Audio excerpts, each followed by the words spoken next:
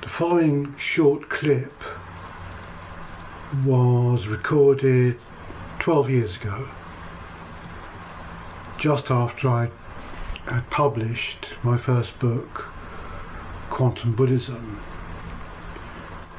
I was wandering through the Steen Gardens and met a friend who asked me to say something about the book, and he recorded that clip. And I give a very brief detail of one of the central claims made in the book concerning Buddhist philosophy, Buddhist metaphysics.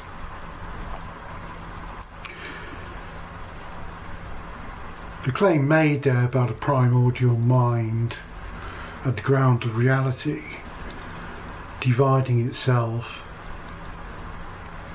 because of an internal cognitive tendency into a dualistic world of experience, certainly is central, although simplified, within traditions such as Yogachara and Dzogchen Buddhism. But of course there is much, much more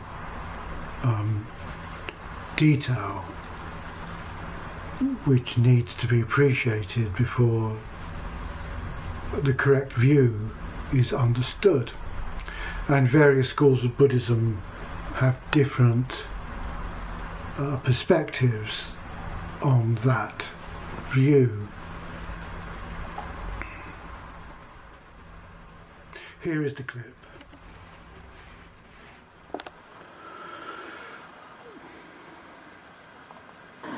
Hi, my name's Graham Smetham. I'm the author of this book which I've just published. This book is a result of 10 years of research. When I began writing it, I knew that there were significant connections between Buddhist philosophy and quantum theory.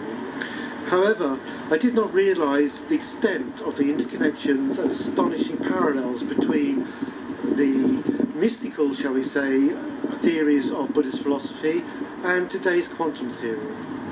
It turns out that the material world is not at all the way that writers such as Richard Dawkins, Daniel Dennett and other materialist philosophers would have you believe.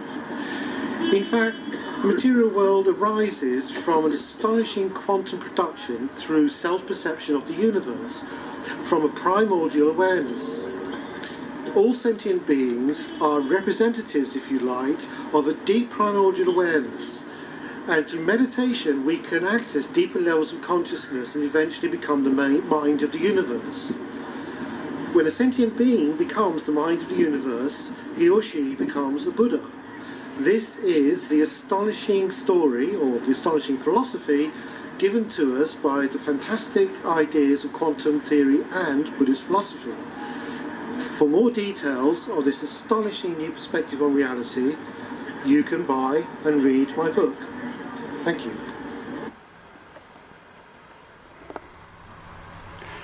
It is interesting to look at a couple of the comments to that clip.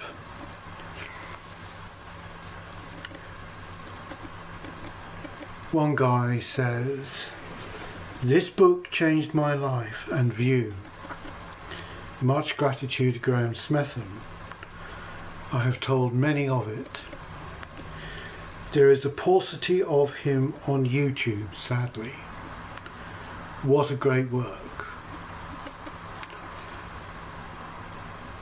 Of course, I'm very pleased that somebody found the work to be that inspiring. It obviously gives one great joy when someone appreciates one's work to that extent.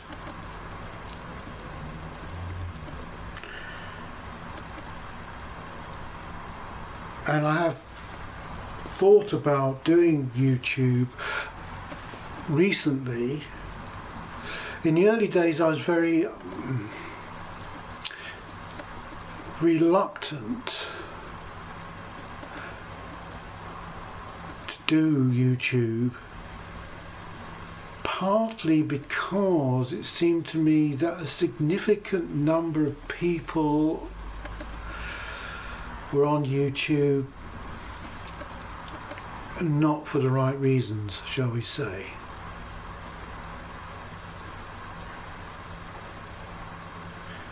However, not everybody was so impressed with my book. One guy calls it bullshit. And he says, given 10 years, he could link quantum physics with anything he wanted to come up with. And he's very aggressive. Some people push back on him, and he basically says, no, it's all nonsense, it's rubbish, or, you know. And of course, I've come across it. You will come across this kind of aggressive, almost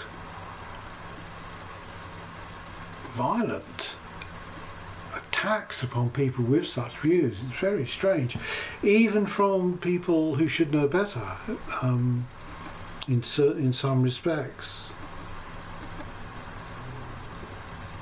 And what is also interesting, that people who tend to be this aggressive in their distaste for certain claims don't seem capable of actually analysing your claims and your support for the claims and showing where they fail, where they lack evidence, or where the claim that you're making has logical incoherence within its exposition.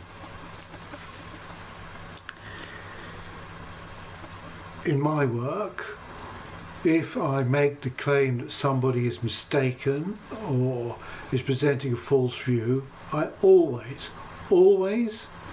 give evidence and clear logical reasoning why this is the case. If you do not do this, then your opinions are worthless. If you have no, for instance, if you have an opinion about the relationship between quantum physics and Buddhist philosophy, and you know nothing about quantum theory or Buddhist philosophy, your opinions are worthless. But people don't seem to understand this. People seem to think they can have opinions on stuff that they know nothing about. It is extraordinary. We should go into this at some point in the talks I intend to give.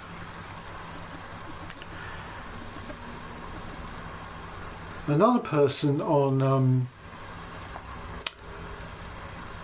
the Amazon site where my book sells gave a review, and he said, "This is the best book I've ever read." Well, I mean, again, it's very pleasing, except that this man, who is himself a New Age, in fact, I am not New Age, in the sense that I am highly critical of New Age claims because they generally are overinflated, vague and imprecise. In fact, part of the reason for my project or my mode of work is to make sure that everything I present has clear evidence and clear logical reasoning behind the claims that I make, so that I expect if people actually question my claims, they actually can at least question the evidence or question the logic. And to this end, on my website, I put a lot of chapters of my work and articles that I've written so that people can go, take a look, and if they want to question or say that I'm talking nonsense, they can say, why? You say this is wrong, because. They never do. What they do is they will comment something somewhere saying you are an idiot, you don't know what you're talking about, the world is material, or whatever. The idea that consciousness is anything but matter banging around is lunatic. And they never ever go and take the time to read your clearly reasoned arguments and present their refutation. Just doesn't happen. Well, I'm waiting for it to happen.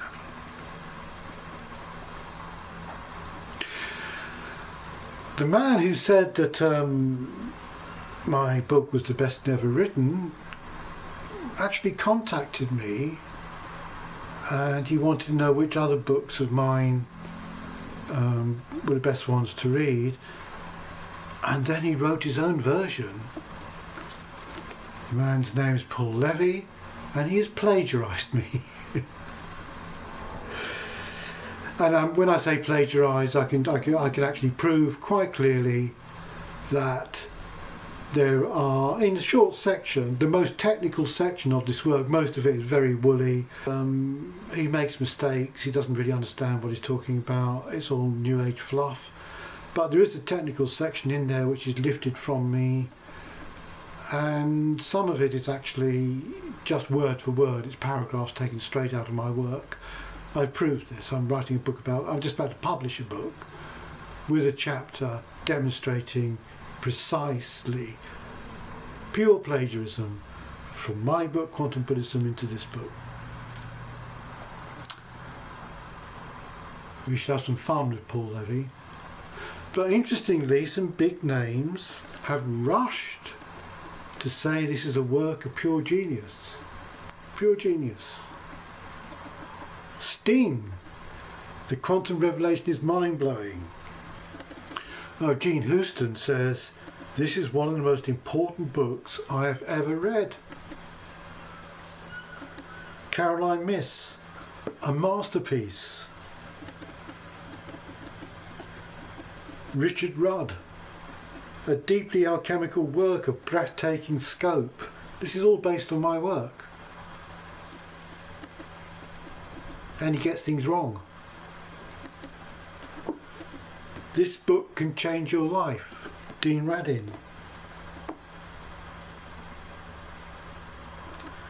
A radical synthesis of science and spirituality. Menas Kapitos.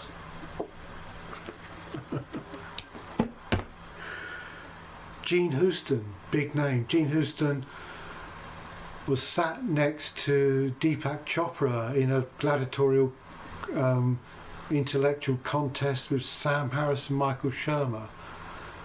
Although Deepak Chopra did most of the talking, but I will go into that.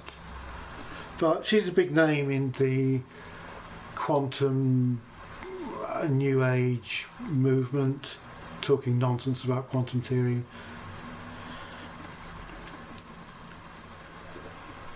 I contacted these people and said, well, look, this contains plagiarism from my work.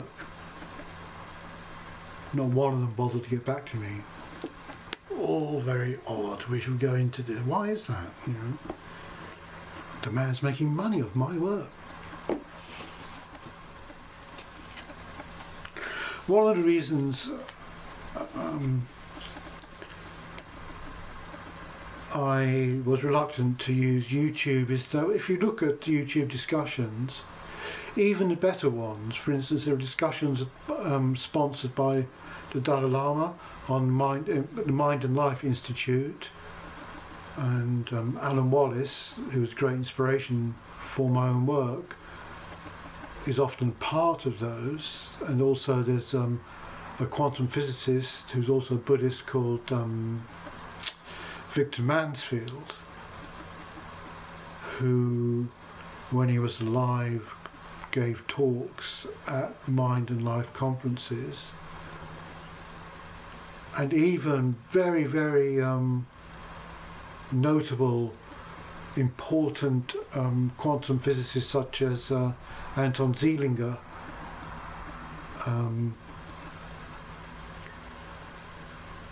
sometimes attends Mind and Life conferences. So very notable people go to Mind and Life conferences, So it's not the case that YouTube's full of utter nonsense on this subject, but there is a lot of very dubious, very imprecise, overblown and sometimes mistaken claims made. Sometimes there are discussions of quantum theory and Buddhist philosophy by people who know absolutely nothing about what they're talking about. And what's even more shocking, sometimes they say they don't know anything about physics, and yet they still offer their opinion on quantum physics and Buddhism. But it is difficult in a YouTube presentation to be absolutely precise. It's much easier when you're writing a book. It's much easier when you're reading a book. You're reading a book, you can read a passage, read a quote or whatever, a claim, ponder it, think on it, where you don't tend to do that with YouTube videos. There have been some claims to say that, well, there's absolutely no point or no reason to connect up Buddhism with quantum physics, because quantum physics adds nothing to Buddhism. In my view, this is completely incorrect. It may be the case that, and I think it's true to say that,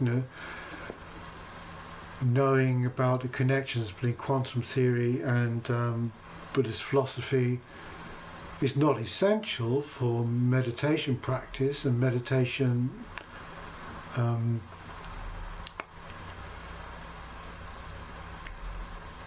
deepening of one's meditation practice. It's also the case that Buddhism makes clear metaphysical claims. It's not just meditation. If you go and look at, Yogachara Madhyamaka Buddhism, there are clear metaphysical claims made there, and they are spectacular claims. Let's look at the two fundamental claims. The Madhyamaka claims that all phenomena are empty of inherent existence due to the interdependent nature of all phenomenon. There is nothing which exists in its own right. Because of this, the appearance of substantial entities in the everyday world is an illusion. That is a metaphysical claim. The Yogachara Claim, one of the claims in Yogachara, in Vijnanavada, is that the ultimate nature of reality is of the nature of mind. That is a metaphysical claim. And there are claims which classical physics repudiated. In fact, Max Planck, who was the instigator of quantum theory, although in fact he didn't set out to instigate quantum theory, he did it by, we can go into this later, he did it by almost by accident, in that he got an unexpected experimental result which led to the beginnings of the development of quantum mechanics. But Max Planck, when he began his scientific career, believed that material entities were solid. A lot of early physicists didn't believe that atoms were real things. They just thought they were mathematical, useful fictions. We can look into it. However, at the end of his life, Planck had completely changed his mind about the solidity of the external world.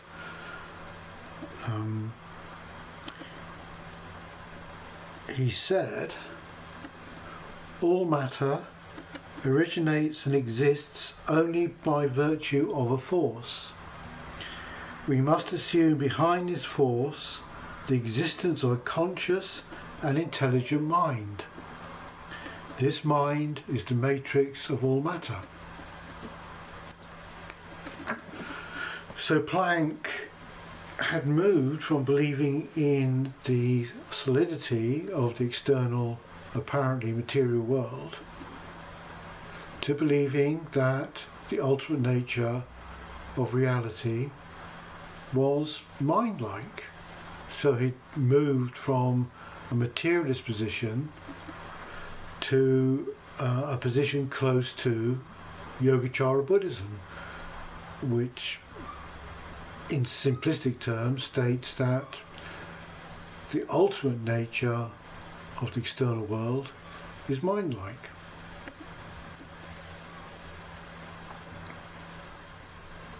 So what you have here, that there are people back in the 2nd century AD, and maybe before that, the Buddha actually said that the material world was like the foam flowing on a fast-running river, or like bubbles which popped. The idea that the world is illusion and the material world is actually not what it seems is a central Buddhist claim, and it is a metaphysical claim. So the idea that the discoveries of quantum theory, which have validated those two precise metaphysical claims, are not significant is incorrect.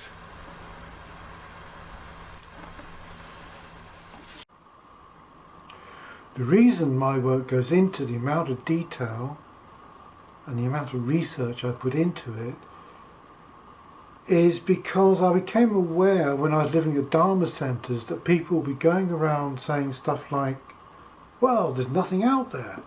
Oh yes, Geshe tells us, this is all illusion. It doesn't really exist, which is fine. The Madhyamaka, which is one school of Buddhist metaphysics, does say this. But I kind of got the impression that they didn't really know exactly what they were talking about. And nor did I at the time. And it seemed to me that if you were going around telling members of the public there's nothing out there and it's all an illusion, you should know the details. And when you were asked, it was not enough just to parrot scriptures back at them that you didn't really understand. I had a recent experience of this kind of phenomenon. I was looking through YouTube, as I do quite often, to see what's going on in the either political or philosophical, especially in Buddhism, especially in relation to Buddhism and physics. And I came across somebody who was talking about a book by Carlo Rovelli, who is a very significant physicist. His name is well known. He's written a lot of books.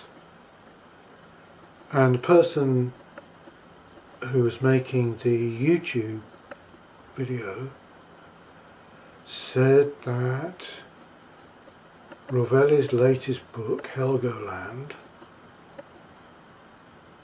was very close to Buddhism. And of course, Rovelli's work actually claims that his new relational approach to physics has backing, or has an echo, shall we say, in Nagarjuna's foundational work in Madhyamaka called Mula Madhyamaka Karika, Fundamental Verses of the Middle Way. But in fact, it doesn't take long to realise that Rovelli hasn't got a clue about Madhyamaka.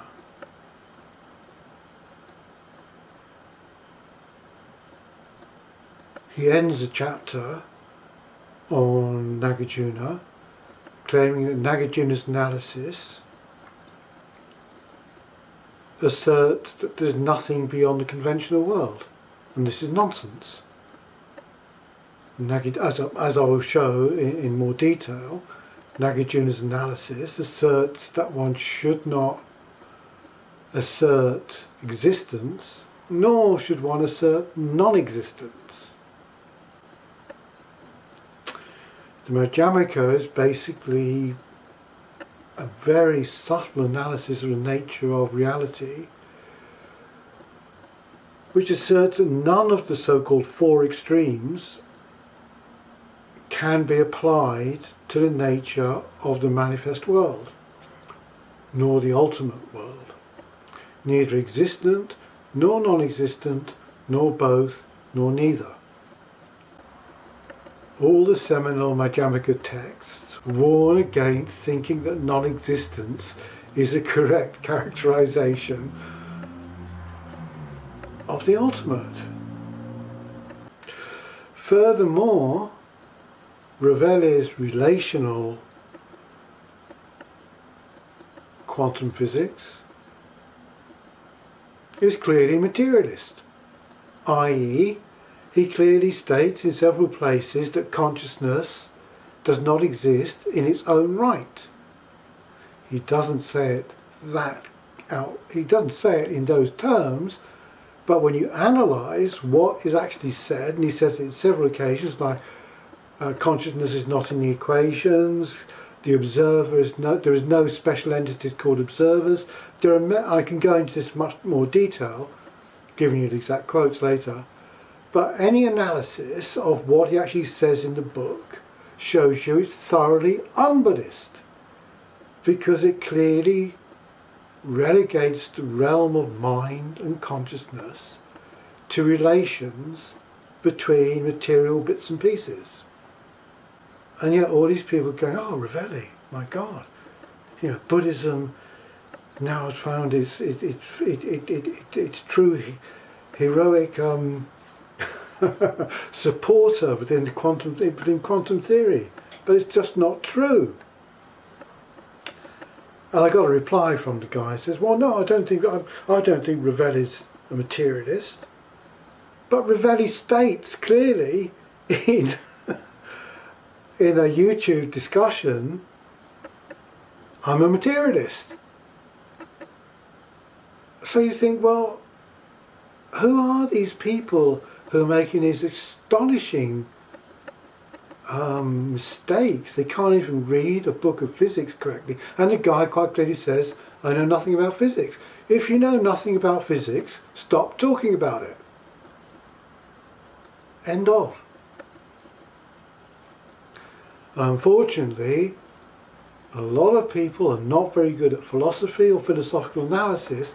They can't even spot contradictions between in the scope of a few pages. It's astonishing, and I will show you this clearly, looking at many philosophical physicists, and show you how they contradict themselves, how they basically make statements which you can show to be false. But nobody these days seems to want to read anything. They just say, oh, I'll spend 10 minutes or 15 minutes on the YouTube channel, just listen to a quick video. This is not how you understand the ultimate nature of reality. It's a bit more complex than that, if you want to know the details. I'm not saying that the direct experience of ultimate reality is more complex than that. That is a different issue. But understanding the connections between the various interpretations of quantum theory, the various claims about quantum theory, the equations of quantum theory, and what they say metaphysically, and the various claims of various Buddhist traditions, and very few people seem to realize that Buddhism has a huge corpus of philosophical analysis, which is probably more complex, more involved, and more precise than Western philosophy. I will again demonstrate this quite clearly. Of course, this is not to say that everything you will find on YouTube will be complete nonsense when it comes to, and I'm talking about relationship between quantum theory and Buddhist philosophy here. I'm not talking about people talking about just quantum theory or Buddhist philosophy on their own. I'm certainly not claiming that. I'm claiming this particular intersection or interconnection between the philosophy of Buddhism, especially the Madhyamaka and Yogachara, which became Chittamatra in Tibetan Buddhism. Yogachara has an aspect of within it called Vijnanavada, which is the consciousness way or consciousness only, which maintains that the world is essentially of the nature, or the process of reality is essentially of the nature of consciousness. And its analysis of the way that the fundamental stream of consciousness functions has a remarkable echo in some presentations of quantum theory, especially the late work of David Bohm, for example.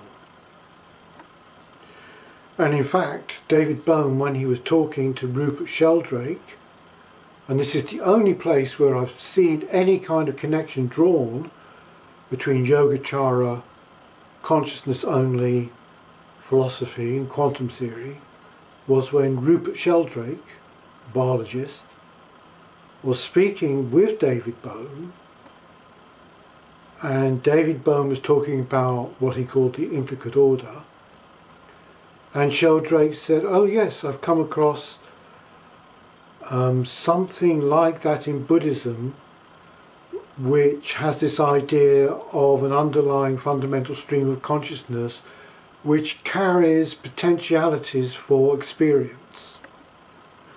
That is the only place I've ever seen any kind of link made between Yogacara, Buddhist philosophy, and quantum theory.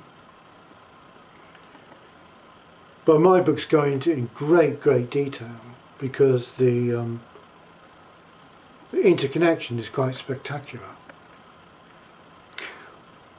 But to see the interconnection, you have to go into a lot of detail of various presentations of quantum theory.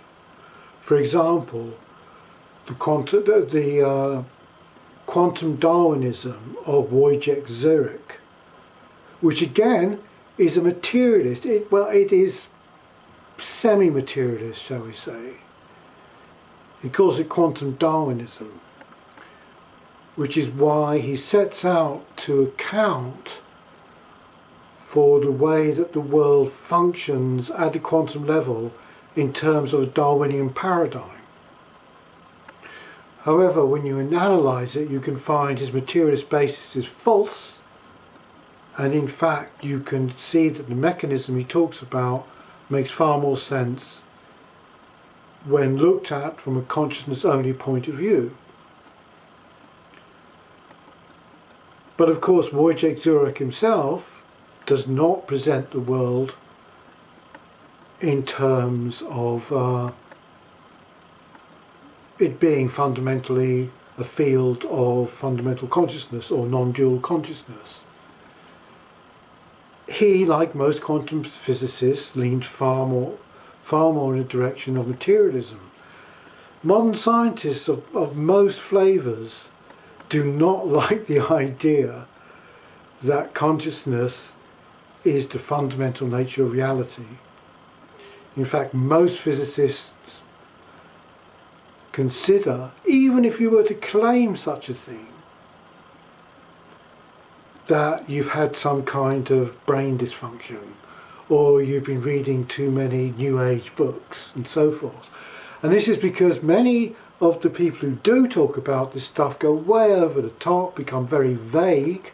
They do not go into the detail, and so they are dismissed. They're dismissed because they do not present enough evidence, enough detail to make their point. Quite often when they do try and make their point, it is so badly made that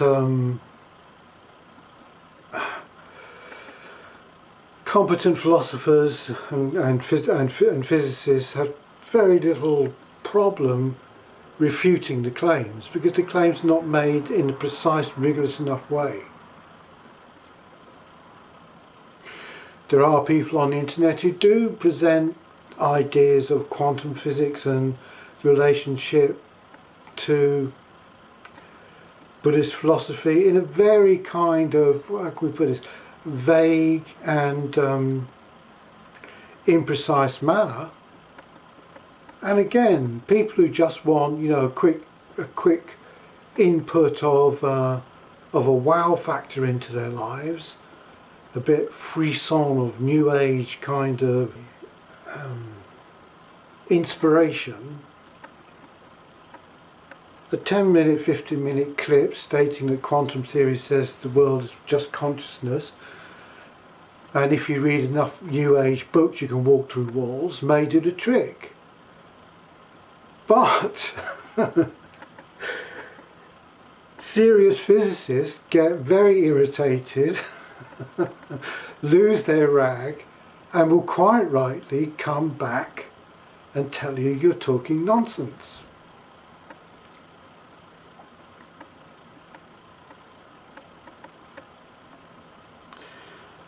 I will say something about how I came to do the investigations that and the long years of research, daily research actually. My first book, Quantum Buddhism, was based on insights I'd had when I was doing philosophy of religion at Sussex University. I was doing an MA PhD course there, and the head of the department was an inspirational woman called Pratima Bose. I think she was the only woman philosopher in a religious studies department, Hindu, extraordinary woman, fantastic woman.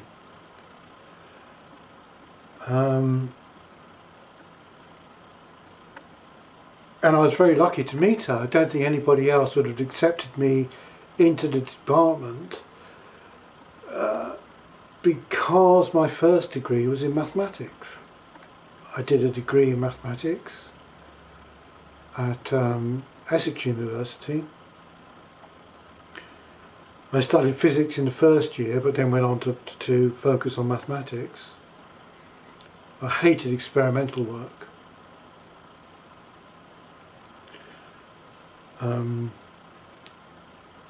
So anyway, it means that I've got an A level in mathematics and physics and applied mathematics, then did first year physics and mathematics, and then majored in mathematics.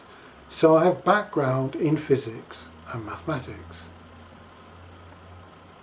I then went to Sussex because I'd always been interested in, I always wanted to know what was the ultimate nature of reality, how did the world function. Even, you know, when I was, you know, in my late teens or maybe even mid-teens, I used to wander around looking the world thinking, this is weird, where did this all come from? So at that time, I kind of felt that I would end up, if possible, studying religious studies in some form. I wanted to know, or the philosophy of religion, because I had this idea that it lay in that direction.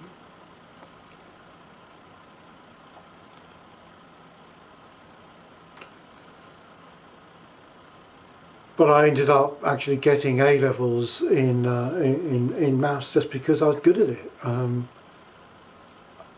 I had no problem doing it, and I found that to be the case when I was doing mathematics at Essex University.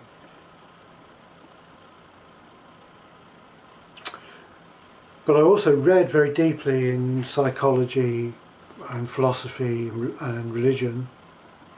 I also did a course at Essex called Philosophy and Psychopathology under a fantastic bloke called Frank Choffey. I've got a book by him. But Frank Choffey was keen on exposing pseudoscience, in particular Freud. He considered Freudian claims to be pseudoscience, and he did this entire course, which was absolutely wonderful, in that he went into how one should analyse philosophical claims to see whether they have a rigorous basis or any kind of scientific basis. So even at Essex, when I was studying maths, I also did this thing on the side, which was the philosophy of psychopathology, which involved philosophical analysis of scientific and philosophical claims.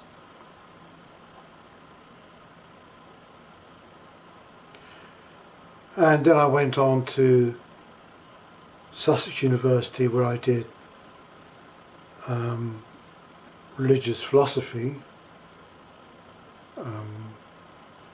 focusing mainly on Buddhism, although I did do bits in Sufism and mystical Christianity, but my main focus was always on Buddhism.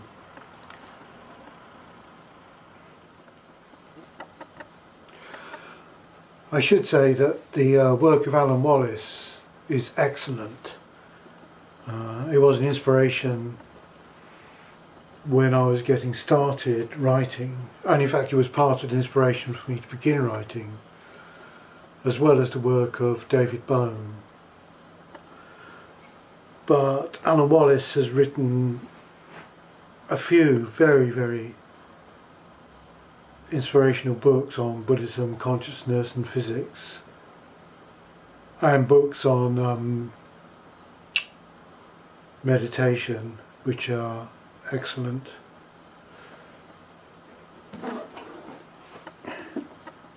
This is a book of essays by various Buddhist scholars and physicists.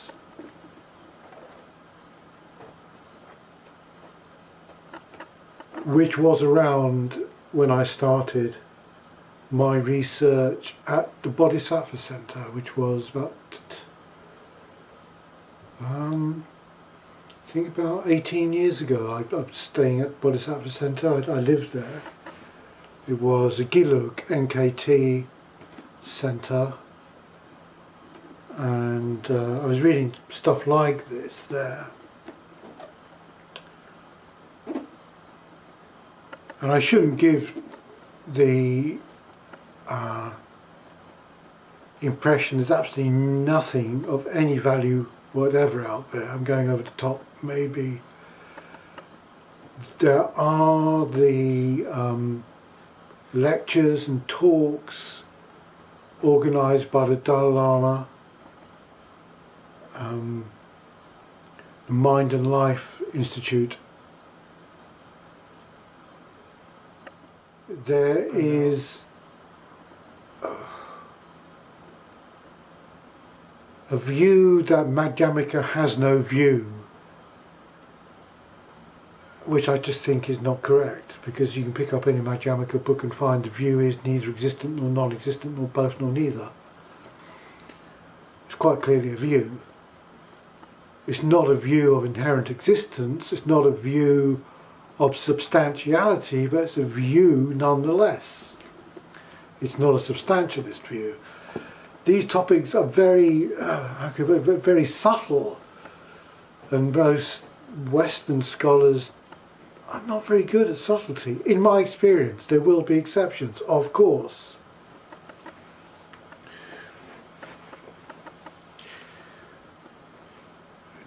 during the talks, the YouTube video talks I shall try and look at some of the Western philosophers, maybe people contained in here, some of the quantum physicists, like Henry Stapp, for example, absolutely brilliant, fantastic. Again, major inspiration, who has come to the conclusion that quantum theory, when analysed correctly with rigorous philosophical analysis, indicates the nature of reality is the nature of mind. But unlike other people, such as, for instance, Chopra,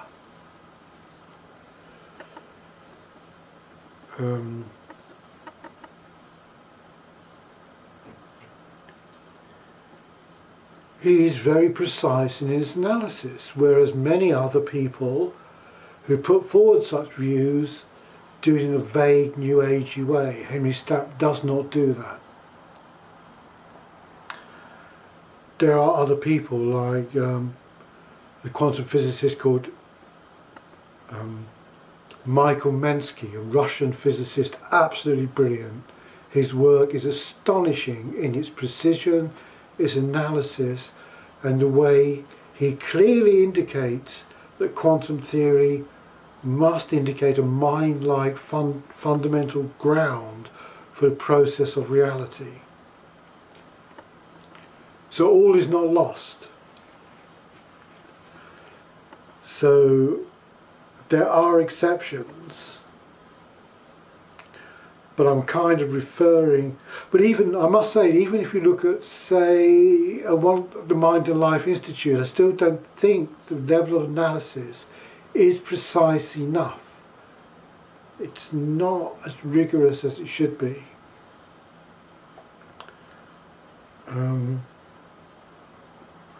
I know it must seem that I'm being a bit arrogant saying things like this, but I will back them up in talks I give as to why I believe my work takes, let's say, the work of Alan Wallace, which was inspirational, but did not give enough detail. In fact, in one of his works, brilliant work, called Hidden Dimensions,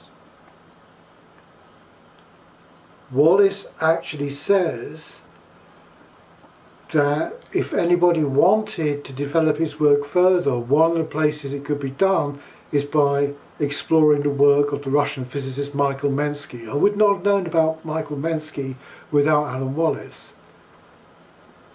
So he put me onto Mensky, and that way I was able to pursue my plan of deepening and making more detailed the way in which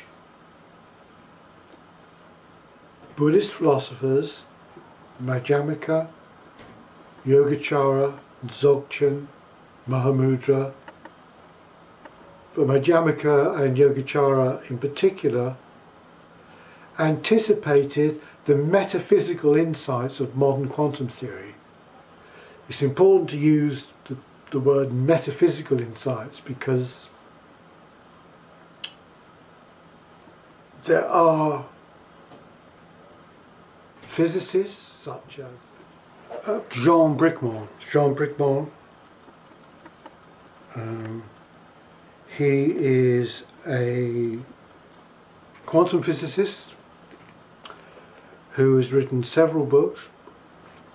Here's one of them, Quantum Sense and Nonsense. He's a physicist who is utterly irritated by the deluge of New Age books written by people like Deepak Chopra, for instance, claiming that the world is of the nature of consciousness, and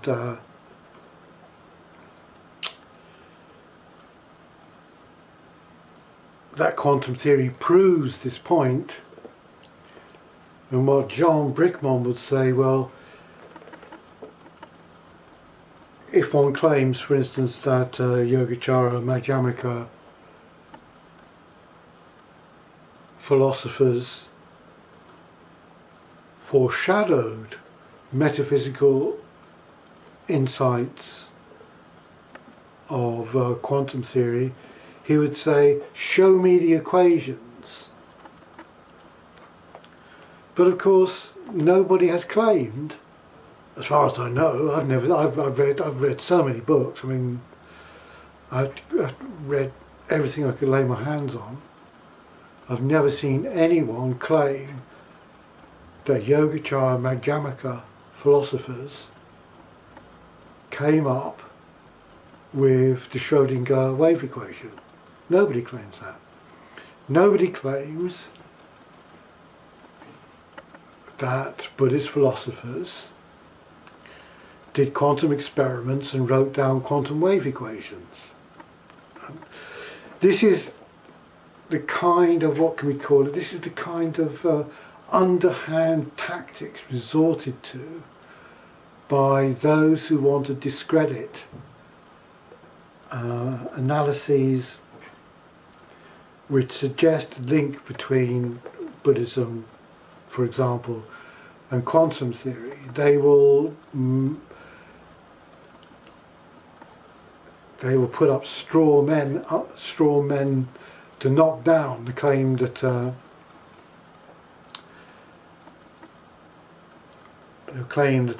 we need equations before we can take any such claim seriously. But the claim is that they understood the metaphysical implications. But having said that, one of my claims to fame is that I've demonstrated that the Madhyamaka presentation of the four extremes of existence, neither existent nor non-existent, nor both nor neither, which is the canonical Madhyamaka presentation of the nature of ultimate reality, conforms precisely to the mathematical description of a quantum field. I will show you that. You need to be fairly mathematically aware to understand it, but you can show, taking the state of a quantum superposition, you can analyze it mathematically, and in fact one quantum physicist has done this, although he doesn't realize he's actually shown us the Madhyamaka for extremes analysis. But you can show that the Madhyamaka analysis is the same as a quantum superposition of, and the quantum superposition which is the nature of a quantum field. As far as I know, YouTube videos rarely go into this level of detail.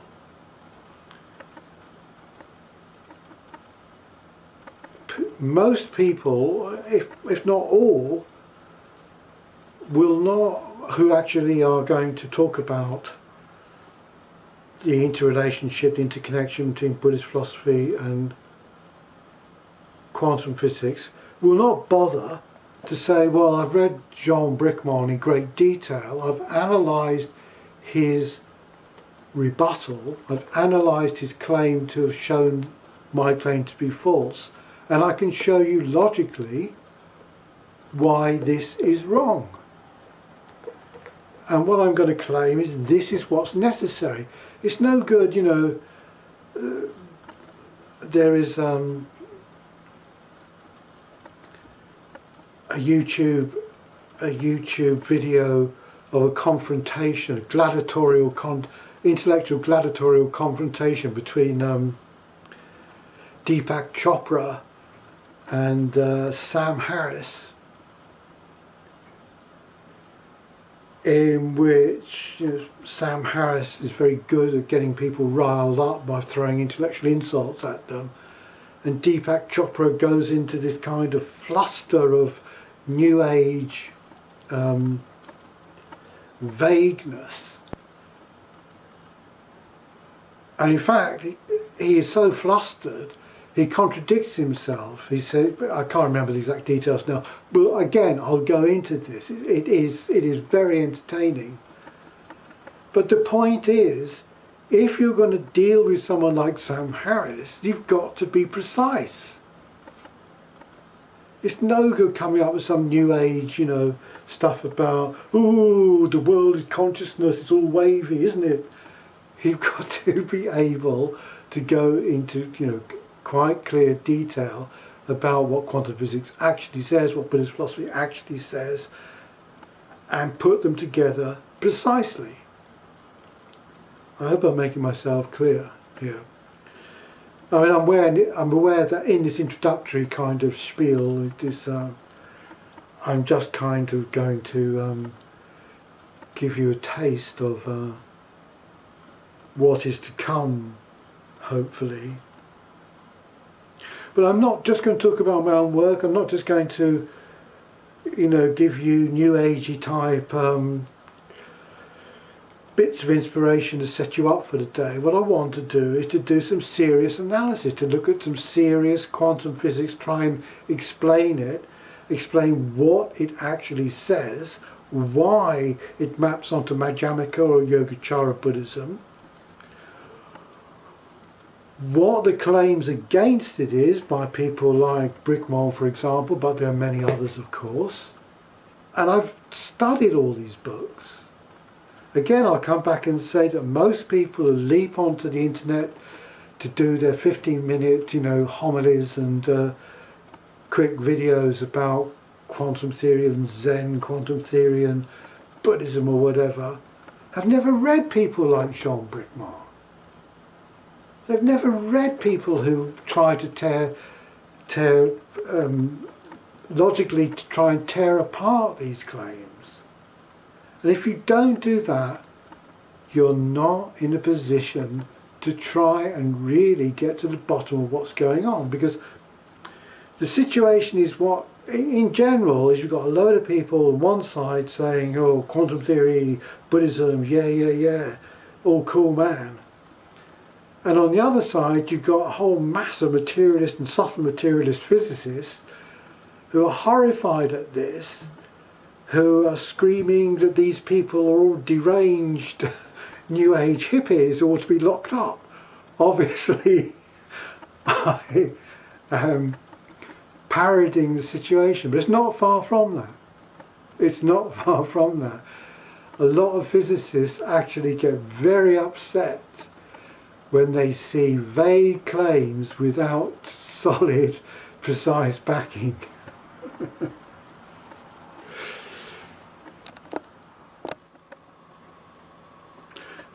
To return to the story of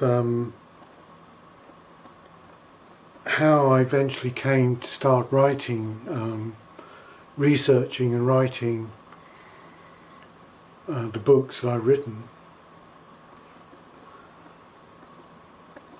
A while back, it's very difficult to remember. I'm terrible at remembering time spans. I think it might be about 25 years ago, 20 years ago.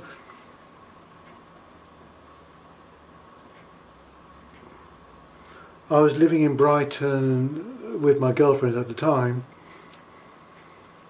and I was in search of a project, and I decided I wanted to write a book, but I wasn't quite sure what to write a book about, because I'd always had an intimation that I was destined to write a book on philosophy. Where that intimation comes from, who knows? Subsequent events would suggest that karmic dispositions, predispositions, potentialities has a lot to do with situations like this. I decided I would write a book about the concept of zero. again, I don't know why. I mean, I've got a degree in maths, but why I suddenly decided that the concept of zero was a particular interest at the time, I just cannot remember now. Anyway, karmic events befell me in a very dramatic and disturbing way. The relationship I was in broke up in a very messy way. A lot of it was my own idiocy and insanity. Won't go into it. I was drinking a lot at the time. I drank a lot throughout my life to control a medical condition. I used it as a painkiller, but it gradually creeps up on you. After a certain amount, you get to a point where you don't actually feel drunk. You can drink your way through 3 bottles of wine and still not feel drunk. You feel very happy and you've solved the problem of pain, but you don't necessarily feel drunk. I took my maths degree after several pints of special brew. I taught myself. So I mean, that's the situation. But I did have elements of insanity as well. Anyway, I ended up on the streets of Brighton drinking bottles of cider with some other unfortunate people, and eventually ended up in a treatment centre for alcoholism, where I returned to my practice of meditation, which I'd given up quite a few years before. And one night I was in a meditation hall, sat down much as I'm sat down now, and I took up meditation position, and within a minute or so, as if I had an internal cinema in my mind, I saw a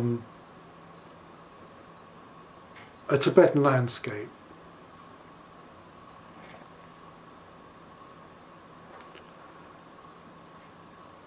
And then a lot of Tibetan deities appeared from out of the mountains.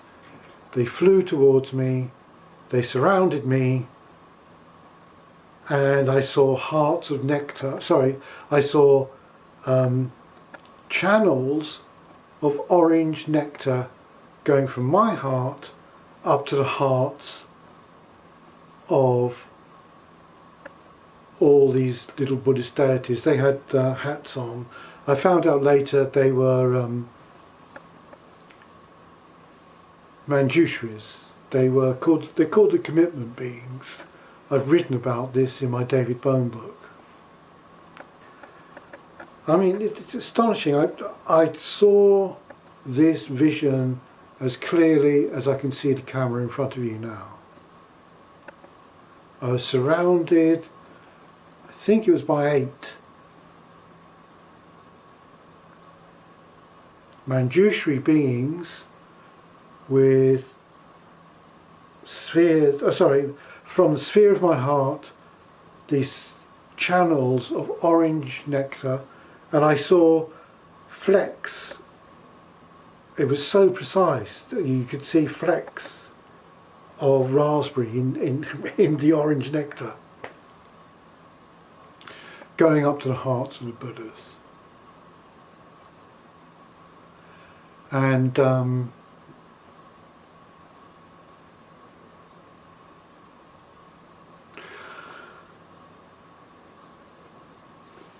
few days later, I went into a bookshop and I was looking at the bookshelf, and I saw this book, Heart Jewel, by Geshe Kelsang Gyatso. And an inner voice told me to buy this book. So I did. And a few days later I started to read this book, and I was stunned to find the meditation that I had spontaneously seen in my meditation, in a vision, is described in this book. I then discovered that the nearest Dharma centre was just up the road from that, the Bodhisattva centre, just up the road from the bookshop where I bought Heart Jewel. So within a month or so I moved into the centre,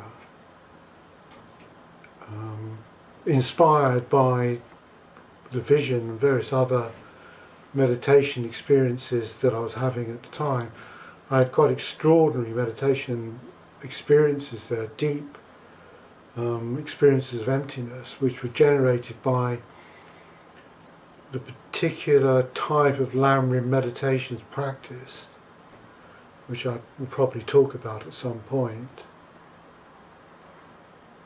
An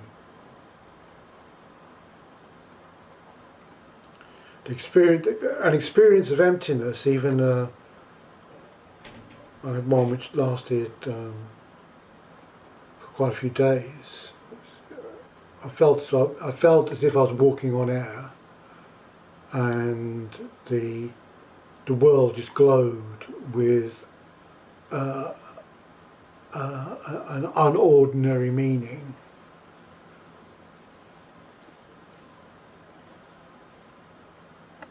Quite an extraordinary experience.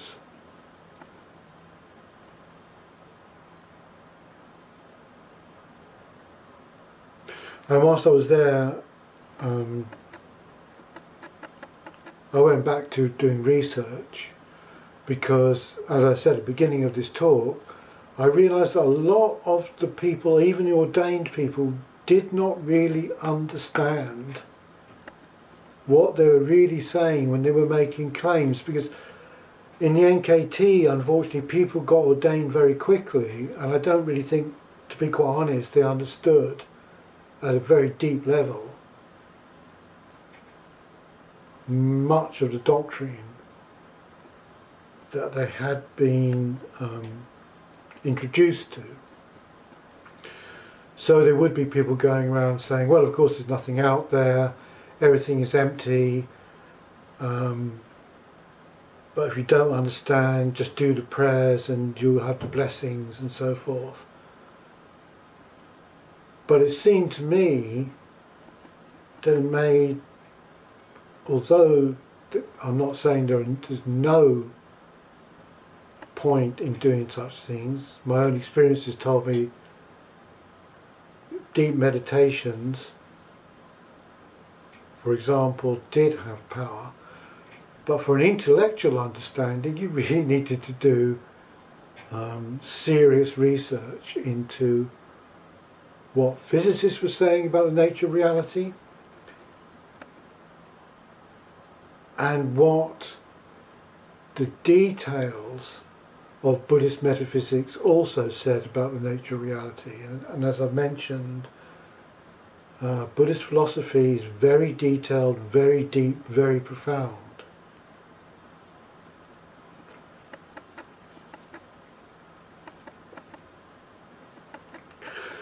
So in this introductory talk I've covered some stuff about me, the